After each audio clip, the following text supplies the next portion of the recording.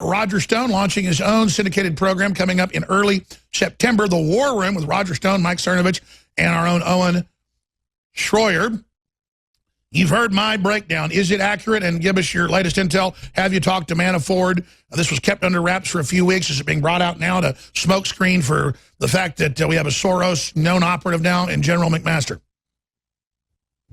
Well, Alex, your report is essentially correct. Jackbooted thugs authorized by Robert Mueller kicked down the front door of Manafort home, proceeded to the bedroom, kicked down the door to the marital bedroom, seeking documents that they had never requested, mundane bank statements and documents that would certainly have been turned over. Now, Mr. Mueller is extremely well acquainted with the law firm that represents Manafort, but no request was registered. The reason for this raid is to distract from the fact that prosecutors in the Southern District of New York are now questioning close associates of Hillary Clinton and are seeking an interview with Hillary and her husband regarding the activities of the Clinton Foundation. Evidently, Jeff Sessions suddenly woke up. Somebody woke him up. And therefore, I think the Manafort raid is made to distract from the fact that justice may be about to catch up with the Clintons. There is nothing, I am told, in the records that were seized that is anything beyond the mundane. This is part and parcel of the Mueller effort to frame Donald Trump or his associates based on constructing a case which the Democrats, should they grab control of the House in 2018, would use as a phony basis for impeachment. That's the game that is afoot. Expanding on that, is that breaking news dealing with Sessions beginning to go after Hillary herself? It has been intimated on the net, but I have now confirmed from law enforcement sources in New York that there is definite movement, and I will have more to report at 2 p.m. Central Time today on InfoWars. I'm still gathering data on this and the latest on McMaster's coordination with George Soros. And the Soros mole in the Trump White House, Fiona Hill. More on all of that later today on InfoWars. Roger, this is like an action-adventure movie we're now living in, with North Korea and the Clintons arming them, and now the Clintons still someone in power through this corrupt shadow state, battling the American people and President Trump.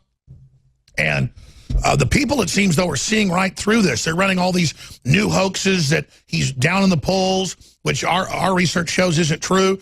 They're starting to abandon a lot of the Russian narrative, though, and are moving, as you predicted 6 months ago, to just general obstruction of anything, crimes, bounced checks, anybody in the government, having a government employee shine their shoes. I mean, just like with Netanyahu's wife for cell phone bills or whatever. It's now taking on classic dragnet, complete witch hunt run by people that Trump has fired that are on Mueller's staff. Well, I think you're exactly right, Alex. The problem fundamentally is that the Obamas still run the U.S. Justice Department. In the recent trial of Maricopa County Sheriff Joe Arpaio, a key endorser of Donald Trump, the Justice Department monitored his communications with his attorneys during the trial. They communicated improperly with the judge during the trial. And all of this, of course, is payback for Sheriff Joe's support of Donald Trump and his claims that Barack Obama was not born in the United States, which he has sought to pursue. You would think that the Trump Justice Department would dismiss this case, but there is no one who works for Trump working at Justice other than Jeff Sessions, who very sadly appears to be asleep. I think he's asleep, actually. Instead of pursuing the Clintons, who certainly deserve to go to jail. We have the entire front line of the NSA under Barack Obama wiretapping and surveilling at least 30,000 people.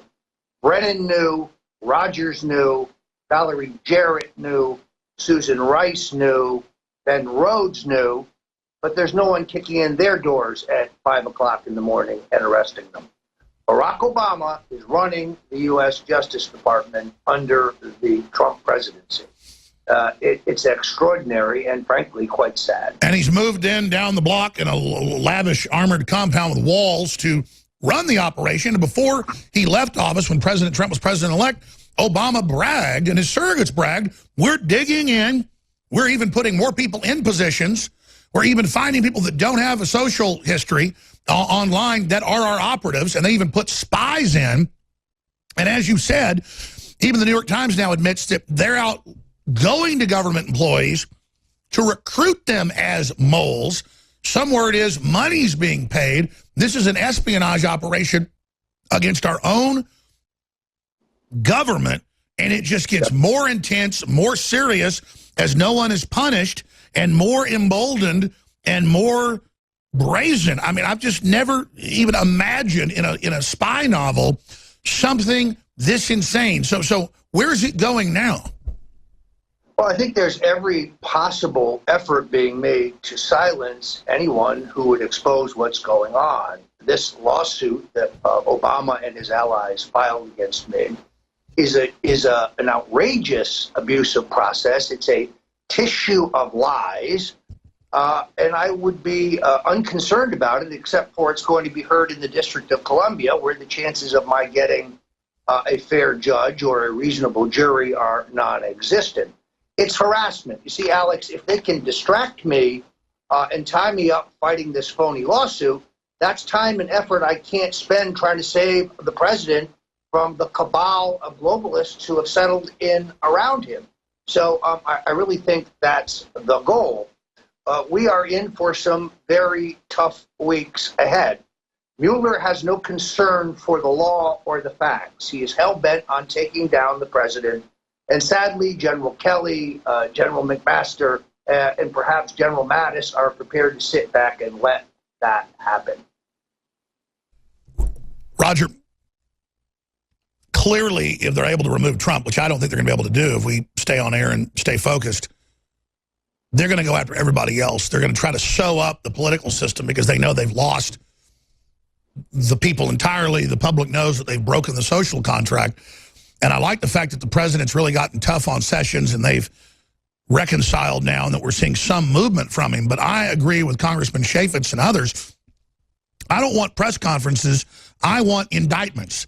I mean, you've got Obama and his people on the news when President Trump was president-elect saying, we're going to sabotage, we're going to block, we're going to stop him, we've been spying on him, we're giving all the info to the media.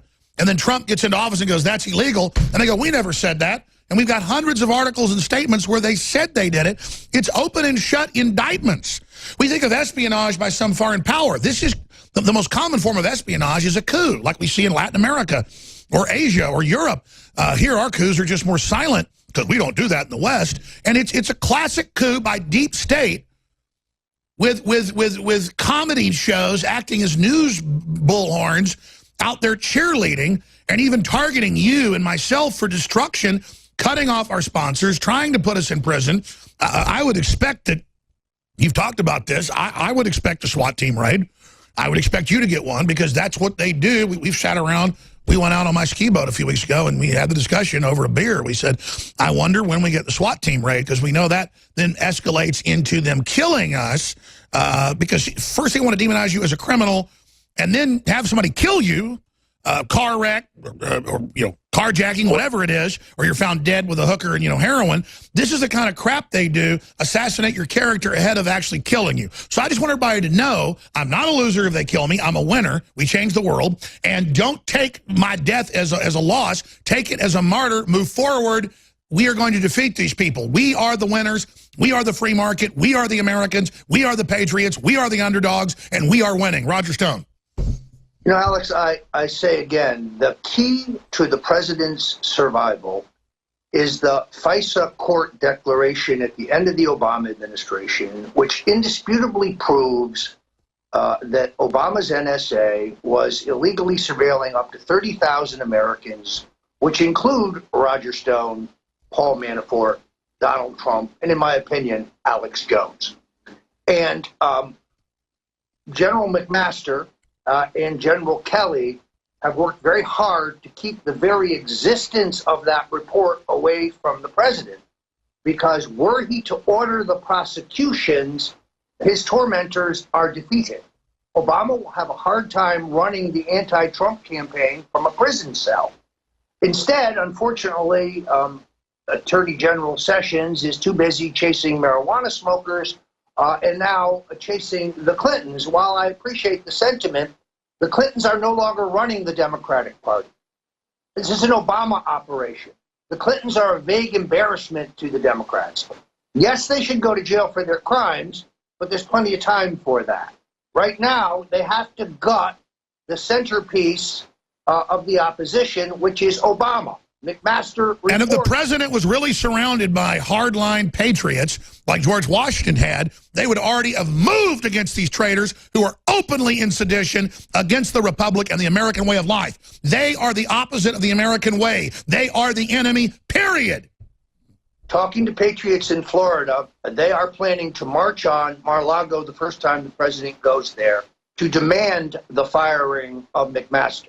They will line the motorcade route. They will make it very clear to the president that he is being misled, he is being lied to. McMaster works for Soros. McMaster reports to Soros. McMaster has inserted a Soros goon, Fiona Hill, and a fellow traveler neocon named Allison Nielsen. McMaster does not support the Trump agenda, but these things are being kept from the president. The president is unaware that General McMaster gave Susan Rice a pass on her political espionage. The president is unaware that he extended Susan Rice's national security clearance. The president is unaware that Samantha Powers, the UN ambassador, was unmasking hundreds of Republicans and engaging in political espionage in violation of the Constitution and the law. General Kelly has successfully kept that information from the president. Now, it's heartening to watch Sean Hannity, who finally figured out who the deep state is. He's clearly been watching you and I on InfoWars because he's now repeating our shtick. Sean, get your own script. Your heart's in the right place, but you don't need to keep repeating at night what we report on InfoWars. Roger, we had a private discussion about this, and I normally agree with you, but he's seeing the same thing. Lou Dobbs is saying it. Colonel Schaefer, we're just saying the same thing. And yes, I use terms like clear and present danger and things, and they use it. I'm glad that they've looked into our research. The Washington Post has demonized him, saying, you know, he's becoming Alex Jones. That's good. I know that you and him had a beef behind the scenes. He should have you on. They probably fire him. Come on. We'll be right back with a few more comments from Roger that I'm hitting the North Korea news and taking your calls. By the way, I've gotten so tunnel vision on North Korea and on the Manafort FBI raid and all the insanity going on that I haven't even told you about some of the guests today. Adam Curry, the most famous DJ ever. I mean, you know it's true. And, of course, we've got Steve Pachenik, who was the Undersecretary of State Department for Asia. He will be joining us to get into North Korea, a place he's visited quite a bit, including recently, and that whole crisis. And then, of course, Roger Stone's hosting the fourth hour, but he's going to get it spanking because he works with InfoWars now officially, and he doesn't have his external mic. He's going to be hosting it from a hotel room, which is okay, but we're on all these radio stations. I've begged him privately, so now not just woodshed about the not worshiping Hannity properly, I'm joking, but now this. Seriously, though, gallows humor. Adam Curry is with us 30 minutes to the next hour, then Steve Pachenik, and I'm going to open the phones up for the first 30 minutes of the next hour to talk about North Korea. They're saying this is the closest to midnight we've ever been with nuclear war. I'm really concerned about it. Adam, You were pretty excited when you walked in there and saw Roger Stone up there. Of course. Is he not a living character? He is a legend, and he's really big here on the screen in front of me. Roger, how you doing? I'm excellent. You know, Alex, I don't have an external mic, but as the Chinese say, one picture worth 1,000 words. That's the Chinese, huh? No, they made that up. Oh, my gosh. Hey, seriously, Roger, your take on the whole North Korea situation? Well, we finally have a president who doesn't draw a line in the sand and then sit back helplessly while our adversaries cross it. I think the boy dictator has picked a fight with the wrong guy. Maybe he was used to Obama, you know, rolling over on everything. Trump will not roll over. He will do what is necessary to preserve world peace and to stop these maniacs from incinerating the globe. And should the president continue to make serious progress on improving the economy and demonstrate his commitment to a tougher-minded foreign policy, he will get reelected. A terrific column by former San Francisco Mayor Willie Brown last week saying to his fellow Democrats, wake up, you idiots. He's on his way to reelection. Roger, other tidbits. I mean, clearly, how would you define this massive escalation as just that with this optics raid for bank documents that Manafort had agreed if they wanted to turn over? And, of course, the FBI has digital records going back decades. Under Know Your Customer, they're in all the bank records. This is just ridiculous. Purely optics. And I don't see the American people buying into it. What do you think? Alex, it's harassment, just like the lawsuit I referred to earlier that they filed against me. This is all meant to be harassment.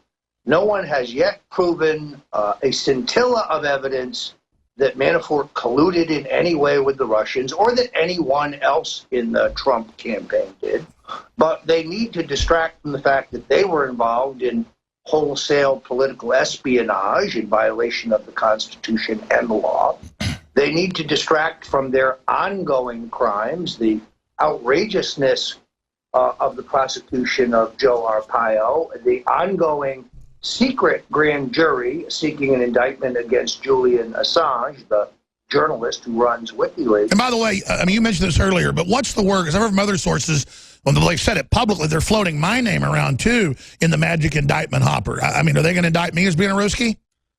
We had a meeting last night of the 45 group, which is a secret group of Trump loyalists. We have pledged to do whatever is necessary to avert this coup. And there is some discussion that you are on a hit list for government raid, for harassment. I'm on the list. There are several others that are mutual friends of ours. So you're in good company. But yes, I think that, Alex, you've been targeted because you're the tip of the spear, because you are riling people to stand up against the machine. And they would love to silence you. One way, as you know, that they're seeking to do this is through their manipulation of the internet, the manipulation of the algorithms, oh yeah, they've gone from denying that, I want to talk about with Adam Curry, to just exploding it, because it's just really intensifying right now, and it shows they know they have nothing left but to try to shut us up. You had the right idea. When did you start calling things InfoWars? 20 years ago? 25 years ago? About 20 years ago. You had the right idea. That is exactly what we're in right now. Information wars, and not so much mainstream media, but the algorithms that place things, that grab your attention, that focus you on certain... We're fighting AI. Well, I will not give it the moniker of artificial intelligence. It's not artificial intelligence. It's more like skip logic. You know, if someone likes this, then you're going to bring that into them and show this over here. And they have pools. They have pools. No, I agree with you. But the AI in it is that humans are interfacing with it. And then they're able to program us with the information. And we are sentient. So really, it's an interface. Yeah, I think AI is just tossed around really easily. Sure. I mean, there's no artificial intelligence. These are real people. There's a real movement behind structuring information. So it's more of an art form. It's totally an art form. You're Absolutely. right. Yeah. And there's a lot of people doing it. Amazing. Stone, thank you so much. You're going to be on in about an hour and a half. I really appreciate you being a stalwart, not backing down in the face of all the bullying. It is getting intense. Alex, always great to be with you, and we will have some more exclusive breaking news here at InfoWars at 2 p.m. Central, 3 p.m. Eastern. Absolutely.